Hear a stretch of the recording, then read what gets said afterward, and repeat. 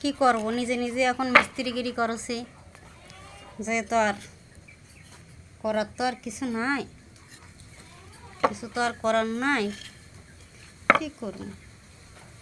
তাই এখন নিজে নিজেই করিচ্ছি। গরিব ঘরে জন্ম নিলে এরকমই হয়,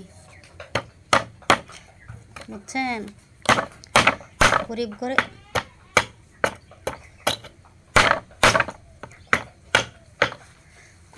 গরিব ঘরে জন্ম নিলে এতটাই কষ্ট হয়।